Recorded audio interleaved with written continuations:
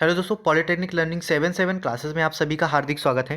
दोस्तों, आज इस वीडियो में आपको बताऊंगा कि जो हमारा अप्लाइड मैथमेटिक्स का पेपर होता है वो कितने नंबर का होता है, ठीक है ना। और कितने नंबर का पेपर होता है, कितने देर तक पेपर होता है, यानी कि कितने घंटे का पेपर होगा, आप किस तरीके से पेपर को सॉल्व करेंगे कि आपके 40+ मार्क्स। और दोस्तों, मैं गारंटी देता हूँ, अगर आप सही से आपने मैथमेटिक्स पढ़ी, अप्लाइड मैथमेटिक्स फर्स्ट, तो दोस्तों आपको 50 में 50 नंबर भी आएंगे, ठीक है ना। और दोस्तों, मैं एक नहीं, ऐसे मेरे बहुत से, आप अपने सीनियर से बात कर सकते हैं जिनके 50 में 50 मार्क्स आए होंगे कि हाँ, हमारे 50 में 50 मार्क्स और मैथ में आते भी हैं। दोस्तों, कोई बहुत ज़्यादा इसमें ऐसा नहीं है, डिफ़िकल्ट काम नहीं है, आप 50 में 50 ला सकते हैं अगर आपने सही से पेपर को देखा है, सही से आपने पढ़ा है, तो आपके डेफिनेटली आएंगे, ठीक है ना। और आप अगर आप इस वीडियो को इस पूरा देख लेते तो मैं दोस्तों आपको गारंटी से बता सकता हूँ कि आपके 17+ तो मार्क्स आ ही जाएंगे जब आपने कुछ भी नहीं पढ़ा है। तो सबसे पहले आपको पेपर को समझना इंपॉर्टेंट होता है कि किस तरीके से हमारे पेपर आता है।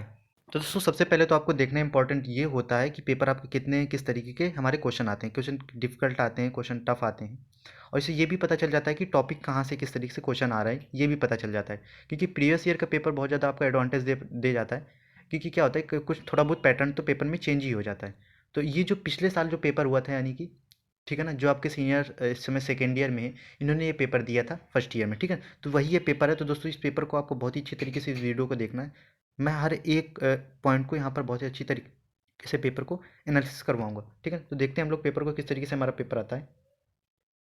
दोस्तों, सबसे पहले आप देख लीजिए। सबसे पहले मैं आपको बता दूं दोस्तों कि जो हमारा अप्लाइड मैथमेटिक्स फर्स्ट का जो पेपर होता है दोस्तों, ये दोनों लैंग्वेज में होता है, हिंदी एंड इंग्लिश दोनों में होता है, ठीक है। तो आपको परेशान होने की जरूरत नहीं है। अगर आपको हिंदी समझ में आ रही है तो हिंदी से आप क्वेश्चन पढ़ लीजिए, अगर इंग्लिश आती है तो इंग्लिश समझ लीजिएगा। मोस्टली क्या होता है कि स्टूडेंट्स क्या होते हैं, हिंदी समझते हैं, इस वजह से मैं हिंदी वाला दिखा रहा हूँ पेपर, ठीक है ना, और बड़ी मुश्किल से अरेंज भी करवा पाया हूँ, ठीक है। तो सबसे पहले मैं आपको बताता हूँ कि इसमें क्या क्या आपको चीज़ें ध्यान में रखनी है। सबसे पहले इसमें जैसे लिखा है कि सभी प्रश्न हल कीजिए।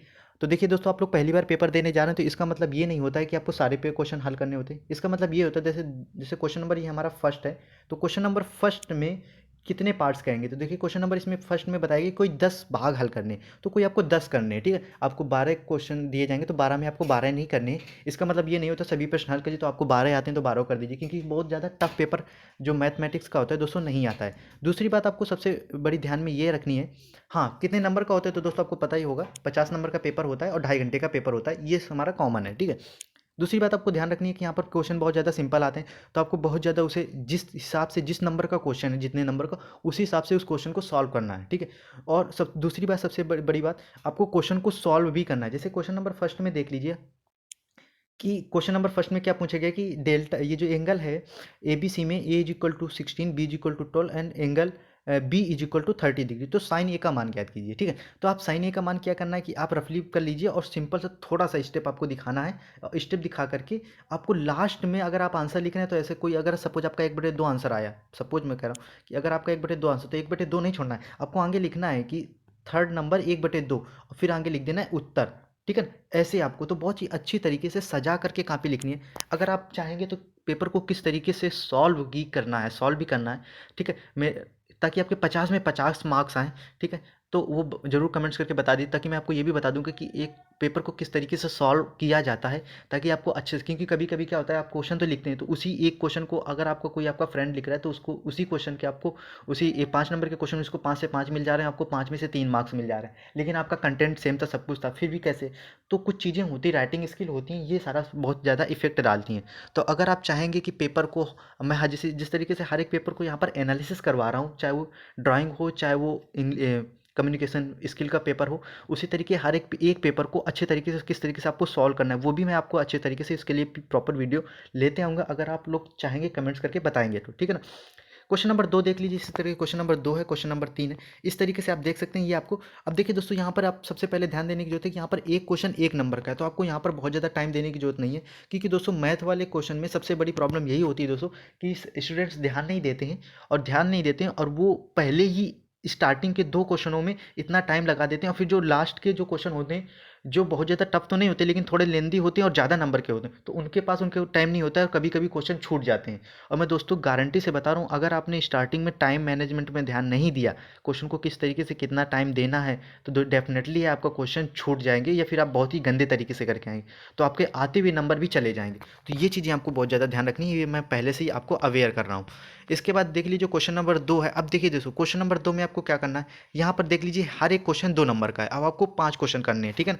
और इसमें कितने क्वेश्चन दिए गए हैं, तो इसमें आपको दिए गए हैं 7 क्वेश्चन। कितने दिए गए हैं आप देख सकते हैं, यहाँ पर 7 क्वेश्चन दिए गए हैं। 7 क्वेश्चनों में आपको 5 क्वेश्चन करने हैं। अब आपको एक क्वेश्चन 2 नंबर का है, तो आपको 2 नंबर के हिसाब से ही टाइम देना है और उतना ही इसको सॉल्व करके लिखना है। जैसे आप क्वेश्चन नंबर 3 में देख लीजिए कि ट्रायंगल ए बी सी में सिद्ध कीजिए A sine B minus sine C plus B sine C minus sine A C plus sine A minus sine B equal to zero. तो उसी तरीके से आपको सॉल्व करना है, इसको बहुत ज़्यादा टाइम नहीं देना है। इसी तरह की क्वेश्चन नंबर 3 में देख लीजिए, आपको कोई 2 भाग हल करने। अब यहाँ पर 3 क्वेश्चन दिए हैं आपको, आपको 2 हल करने। अब यहाँ पर एक क्वेश्चन कितने नंबर का है, 5 नंबर का है। अब जैसे क्रैमर का नियम वाला है, देखिए दोस्तों ये बहुत ज़्यादा कोई टफ नहीं होता है। क्रैमर के नियम से समीकरण समुदाय को हल कीजिए, बहुत ज़्यादा टफ नहीं होता है, मैं आपको अभी भी बता दूँ।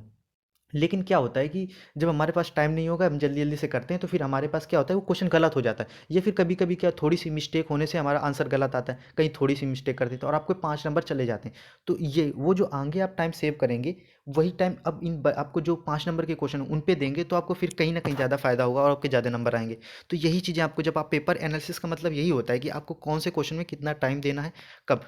तो इस तरीके से आप सॉल्व कर सकते हैं। इसके बाद क्वेश्चन नंबर 4 की बात कर लीजिए कि इन्हीं 2 के उत्तर दीजिए। तो यहाँ पर भी आप देख सकते हैं 5 नंबर का क्वेश्चन है, तो आपको 5 नंबर के हिसाब से देखिए, यहाँ पर थोड़ा सा क्या होता है कि आपको दिमाग लगाने, अगर आपने प्रैक्टिस काफ़ी सारी की है तो अब ये क्वेश्चन तुरंत आपको स्टेप पता होंगे या तुरंत कर देंगे। लेकिन उन स्टेप उसको लिखना भी इंपॉर्टेंट होता है, किस तरीके से लिखेंगे तभी आपके 50 में 50 आएंगे, ठीक है।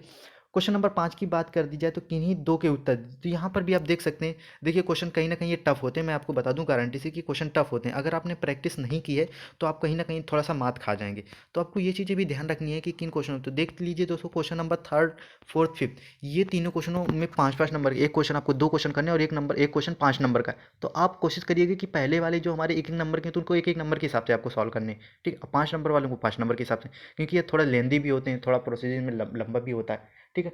तो ये चीज़ें मैथ वाले पेपर में देखना सबसे ज़्यादा इंपॉर्टेंट। मैथ वाले पेपर में क्या कहें, सभी पेपरों में टाइम मैनेजमेंट का इंपॉर्टेंट बहुत ज़्यादा होता है, क्योंकि क्वेश्चन बाद में छूट जाते हैं, ठीक है। तो ये रहा हमारा सारा का सारा जो अप्लाइड मैथमेटिक्स फर्स्ट का जो एनालिसिस है। दोस्तों यहाँ पर इस चैनल पे आपको जो फर्स्ट सेमेस्टर के सारे सब्जेक्ट के पेपरों को बहुत ही अच्छी तरीके से एनालिसिस करवाया, चाहे वो इंजीनियरिंग ड्राइंग हो, applied chemistry, physics, communication skill, सभी को बहुत अच्छी तरीके से यहाँ पर एनालिसिस करवाए गए। सारी इन क्वेश्चन पेपर की पीडीएफ हमारे टेलीग्राम चैनल पर मिल जाएगी, आप ज्वाइन कर लीजिएगा दोस्तों। और पॉलिटेक्निक से जुड़ी हर एक अपडेट यहाँ पर आपको मिलती रहती है, किस तरीके से आपको तैयारी करनी है काउंसलिंग वगैरह से, आपको 1 महीने में किस तरीके से आप अपने सिलेबस को ख़त्म करेंगे। देखिए सिलेबस खत्म होता है, मैं ये भी आपको गारंटी देता हूँ, अच्छे तरीके से मार्क्स भी आते हैं, लेकिन उसका एक तरीका होता है।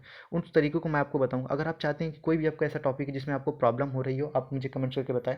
अप्लाइड मैथमेटिक्स में जो 5 नंबर के क्वेश्चन होते हैं, उनकी मैं एक सीरीज़ लाऊंगा, अगर आप लोग चाहेंगे तो उनके लिए मैं आपको सीरीज़ लाऊंगा, और आपको 5 नंबर के जो इंपॉर्टेंट क्वेश्चन है उनको मैं आपको प्रोवाइड कराऊंगा। दोस्तों ज़्यादा से ज़्यादा इस वीडियो को अपने सभी फ्रेंड्स के पास शेयर करिए, ज़्यादा से ज़्यादा इस वीडियो को लाइक करिए, कमेंट्स करिए, ताकि मुझे मोटिवेशन मिले, मैं ताकि और भी आपके लिए अच्छा कर पाऊँ। अगर अभी तक इस चैनल को सब्सक्राइब नहीं किया तो दोस्तों इस चैनल को सब्सक्राइब जरूर कर लेना। थैंक यू दोस्तों।